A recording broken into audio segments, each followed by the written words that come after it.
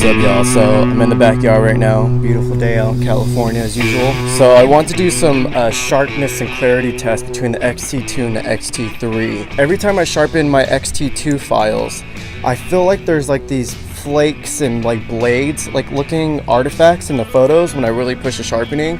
And when I use the XT3, I feel like it doesn't do that. Like it just hits the contrast points on for sharpening. And again, with the XT2, there's all these artifacts that get sharpened too. So yeah, I'm trying to shoot this mountain in the backdrop right there. This is the XT3, and I'm using the 55 to 200 right now. So yeah, it's on a tripod, and I mashed the settings and everything. So yeah, I'm gonna go on my computer now and see what's going on, if it's all in my head or if I'm right about this. I don't know.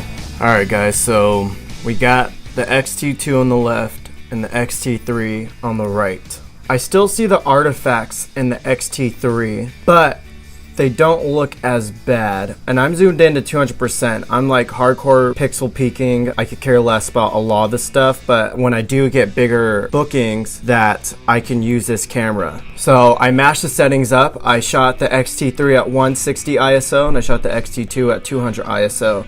So I had to bump the exposure up a little bit in post on the XT3 so they matched a little better. And I did push the sharpening super hard all the way up, and I pushed the radius up to right before it would start creating the haloing around the contrast points. So one thing we can see is the XT3 is definitely has a little more sharpness to it. Not enough for me to like go berserk and bonkers about it. And another thing we can see is the artifacts are still in the XT3, but they don't look as bad. They don't pop up as much. So I don't know if that's from the X-Trans sensor. I don't know if other Canon brands do this. I don't have any other gear to run it against. But yeah, let's fly around this file a little bit. So yeah, the XT3 has just a hint more clarity to it. And again, this is at the lowest ISOs that they have. I don't think it's like that big of a difference again. So yeah, in the shadow area, I don't know if you guys can tell on YouTube, but in the shadow area, there's a little bit more detail on the XT3.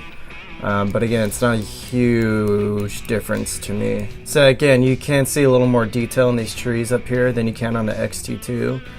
But it's not a big difference, guys. Yeah, I mean, zoomed out, you don't see a difference at all. If anyone says they do, they're lying. I guess the artifacts aren't as bad, and the clarity is just a tad bit better. To me, again, I think it's worth the upgrade, just because the focusing, overall, it's better. It's upgraded overall. But image quality-wise, there's not a huge difference. So it's gonna come down to actually using the camera. The use of the camera has been upgraded, but the image quality, again, hasn't. I don't see a huge difference to it. I don't know. To me, that's worth the upgrade. I shoot a lot. I'm a working photographer, so any upgrade helps to me, you know. But yeah, guys, if you have any questions, go ahead and shoot me a DM on Instagram, or you can leave a comment here.